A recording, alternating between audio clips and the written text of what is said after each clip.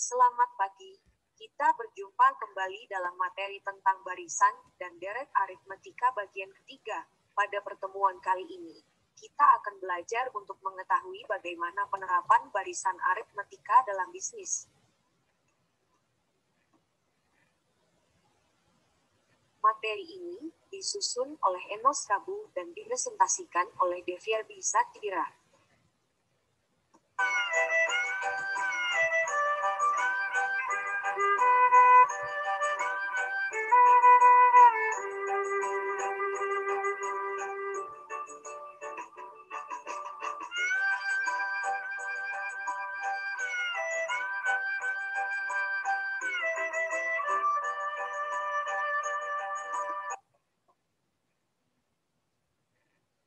Jika Anda belum menonton video tutorial saya yang pertama dan kedua, silahkan Anda masuk ke link ini supaya pengetahuan Anda tidak terputus.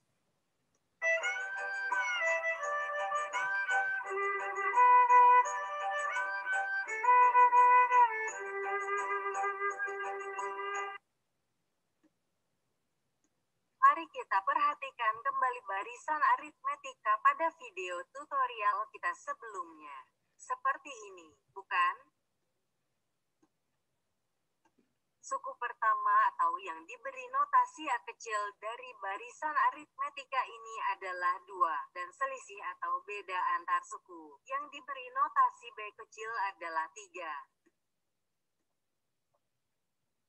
Selisih atau beda antar suku kita peroleh dari suku kedua dikurangi suku pertama, atau suku ketiga dikurangi suku kedua, dan seterusnya. Ingat bahwa dalam barisan aritmetika, besaran beda atau selisih antar suku adalah sama. Nah, ini yang menjadi asumsi dasar untuk penerapannya dalam bisnis. Apa maksudnya? Maksudnya adalah bahwa kita hanya dapat menerapkan barisan aritmetika untuk menyelesaikan kasus dalam bisnis apabila kasus dalam bisnis tersebut memenuhi asumsi bahwa besaran perubahan antar suku atau antar titik adalah sama. Dengan kata lain, penerapan barisan aritmetika dalam bisnis adalah tidak tepat atau tidak cocok jika besaran perubahan antar titik tidak konstan atau selalu berubah-ubah.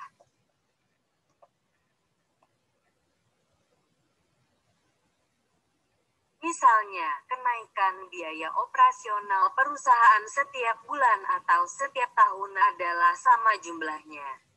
Maka kita dapat menerapkan barisan aritmetika untuk memprediksi berapa jumlah biaya operasional pada bulan atau tahun tertentu.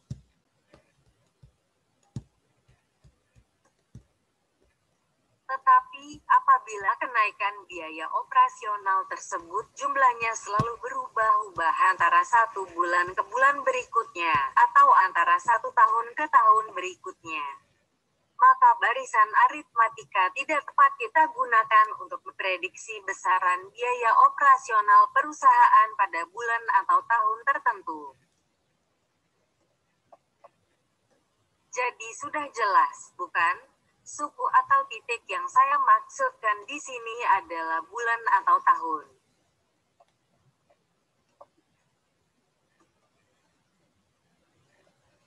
Sekarang, simaklah contoh berikut ini.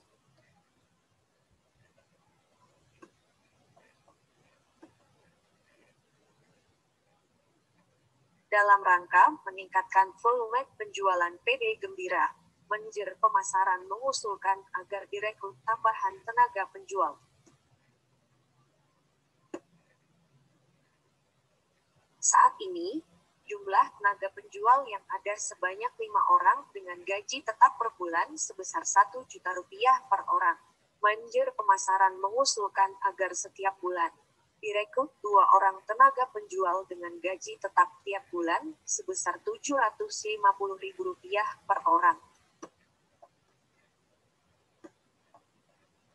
Seluruh tenaga penjual yang direncanakan untuk direkrut tersebut akan menjalani masa uji coba selama 12 bulan.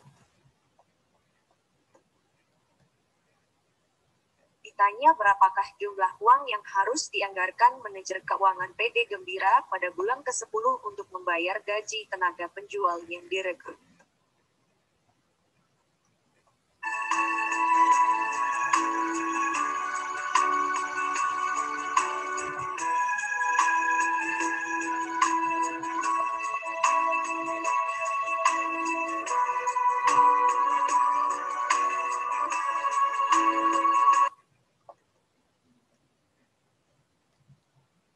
Langkah-langkah penyelesaiannya sebagai berikut. Pertama, kita tentukan suku pertama atau nilai A. Nilai A dalam contoh ini adalah jumlah gaji tenaga penjual saat ini, yaitu 5 orang dikali 1 juta rupiah, sama dengan 5 juta rupiah.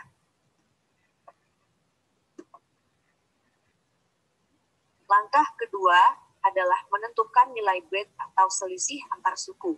Dalam contoh kita ini, setiap bulan direkrut 2 orang dengan gaji Rp750.000 per orang. Berarti total tambahan gaji tenaga penjual setiap bulan adalah 2 orang dikali Rp750.000 sama dengan Rp1.500.000. Langkah ketiga adalah menentukan nilai N. Nilai N dalam contoh ini adalah bulan ke-10, berarti N sama dengan 10. Sekarang, kita sudah bisa menentukan total anggaran untuk pembayaran gaji tenaga penjual pada bulan ke-10. Kita pakai rumus ini.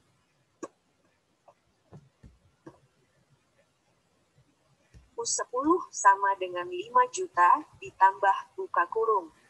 10 dikurangi 1, tutup kurung, dikali 1.500.000.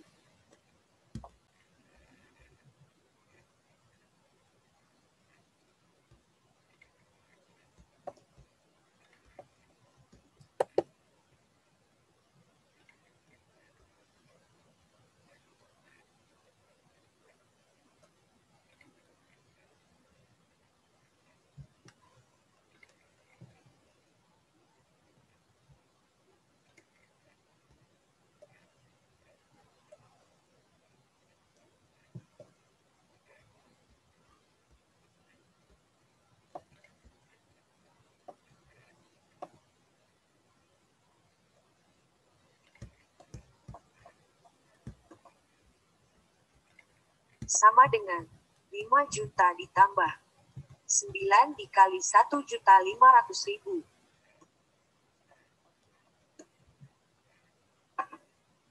Sama dengan 5 juta ditambah 13.500.000. Sama dengan 18.500.000. Jadi, total anggaran untuk pembayaran gaji tenaga penjual pada bulan ke-10 adalah sebesar Rp18.500.000. Atau kita juga membuat rumus sendiri.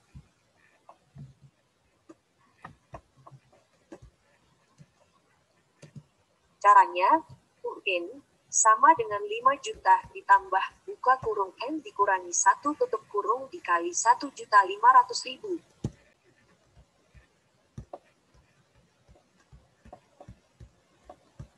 Sama dengan 5 juta ditambah. Perhatikan sini. 1.500.000 dikali N sama dengan 1.500.000 N.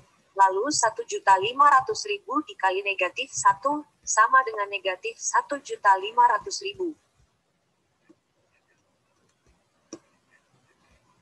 Sekarang, nilai yang mengandung N, kita pindahkan ke depan, sehingga menjadi sama dengan 1.500.000 N, ditambah 5 juta dikurangi 1.500.000.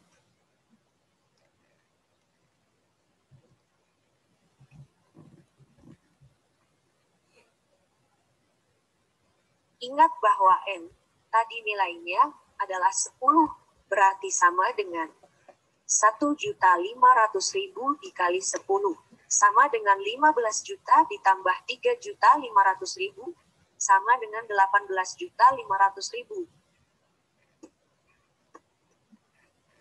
Hasilnya sama dengan rumus di atas, bukan?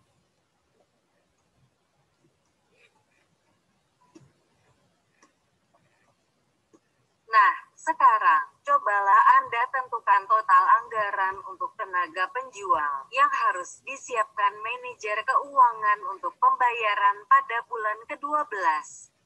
Sambil berlatih, cobalah artikan peribahasa berikut ini. Belakang parang pun jika diasah akan tajam juga. Sekian dulu materi kita untuk sesi kali ini. Terima kasih dan sampai jumpa di lain kesempatan. Salam sehat.